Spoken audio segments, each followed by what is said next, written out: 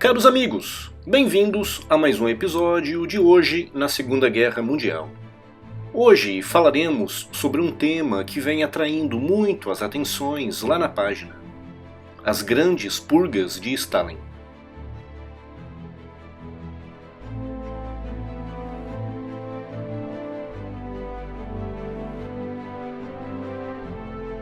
Em 1936, iniciou-se na União Soviética um grande movimento de repressão política, cujo objetivo era afastar da sociedade certos indivíduos que Stalin considerava como dissidentes, contra-revolucionários, ou como se costumava dizer na época, inimigos do povo.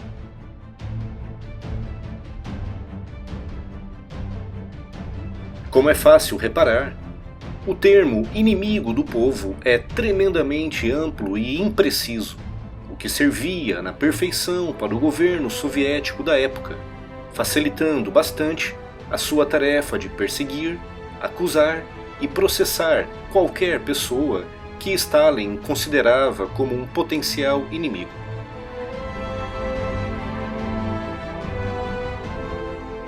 A motivação principal de Stalin era remover qualquer resquício de dissidência dentro do Partido Comunista, consolidando assim a sua autoridade e o seu poder.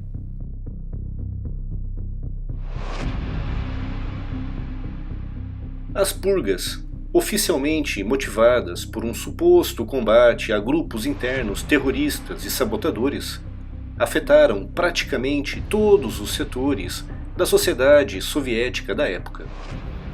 Líderes políticos, burocratas, membros das forças armadas, intelectuais, empresários, industriais e camponeses.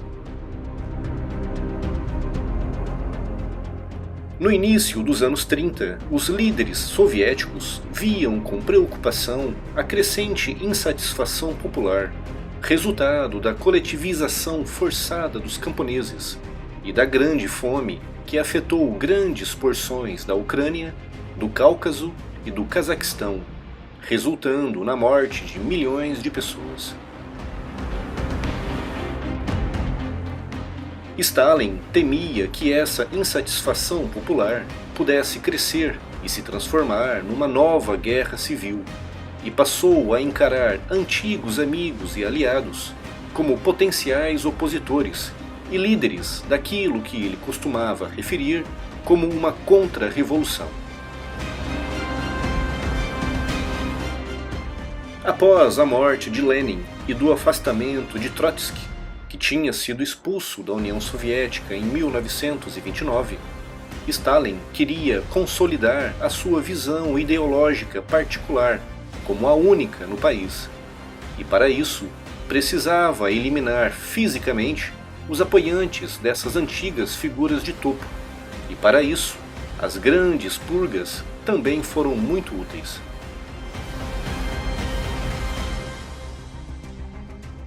Stalin também temia uma nova guerra europeia, vendo com desconfiança o crescimento da Alemanha na Europa Central, mas também o grande crescimento do Japão no Extremo Oriente.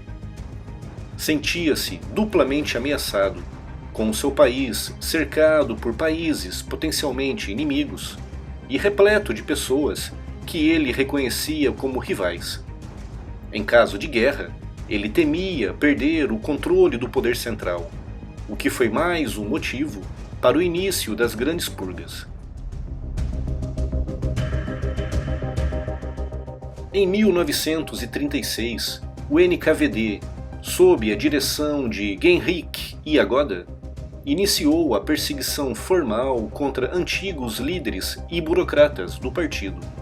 E em agosto desse ano, iniciava-se aquele que ficaria conhecido como o primeiro julgamento de Moscou, quando Grigori Zinoviev e Lev Kamenev, ambos membros do Politburo original fundado em 1917, foram acusados de serem os mandantes da morte de Sergei Kirov, amigo pessoal de Stalin.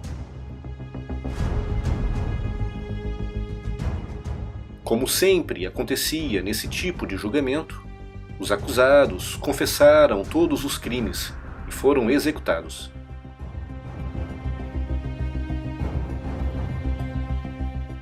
Logo após esse julgamento, Yagoda perdeu o posto de chefe do NKVD, sendo substituído por Nikolai Iazov, que iniciaria aquela que ficaria conhecida como a Era Iazov, quando as grandes purgas assumiram proporções bíblicas. Em 1937, decorreria o segundo julgamento de Moscou, quando 17 antigos líderes comunistas foram acusados de traição. Como sempre, todos confessaram os crimes e foram executados. Em 1938, decorreria o terceiro e último julgamento de Moscou, também conhecido como o Julgamento dos 21, no qual 21 ex-figuras de topo do Partido Comunista foram acusadas de pertencerem ao bloco de direitistas trotskistas.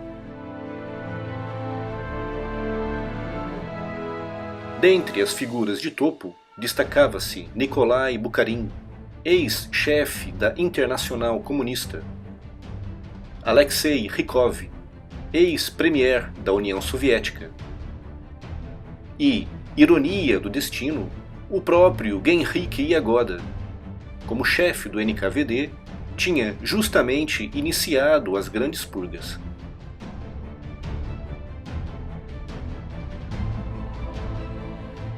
Como sempre, mais uma vez, todos confessaram, com 18 recebendo a pena de morte e 3 recebendo penas de prisão entre os 15 e os 25 anos.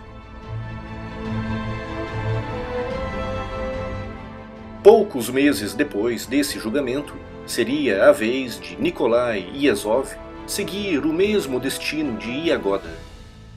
Perderia o posto de chefe do NKVD, seria julgado e também executado. Seria sucedido por Beria, que em 1953, após a morte de Stalin, seria também julgado e executado.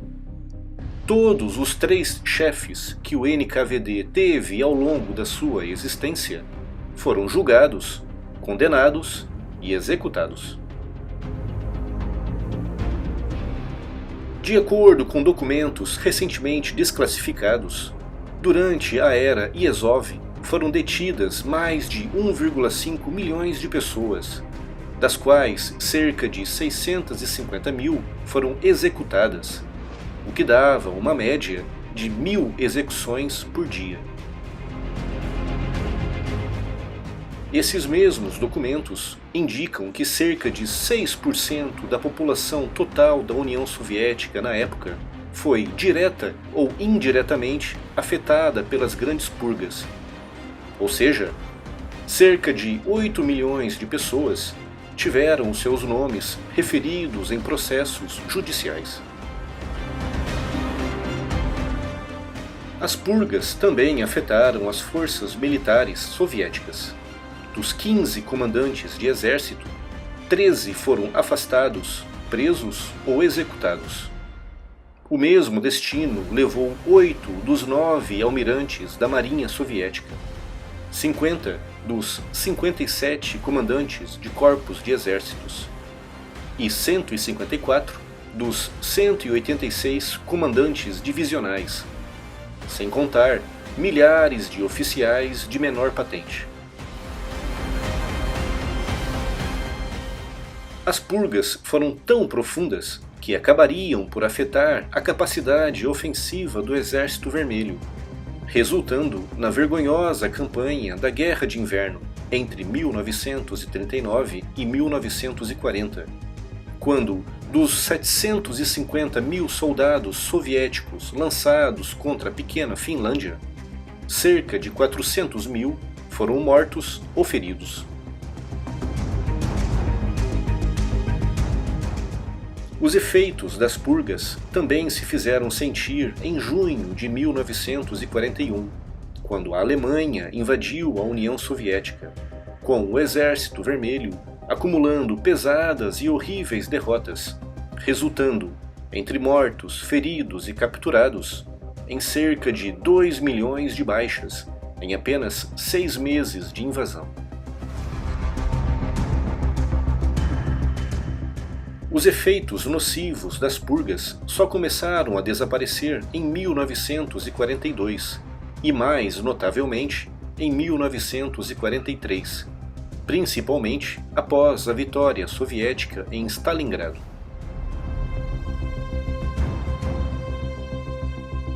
Após a morte de Stalin, em 1953, começaram-se a levantar vozes contra as terríveis purgas, com destaque para o discurso de Nikita Khrushchev, de 1956, que, diante de um parlamento estupefato, apresentou documentos onde estava evidente as confissões arrancadas à base de torturas e as provas plantadas com o único objetivo de condenar potenciais rivais de Stalin.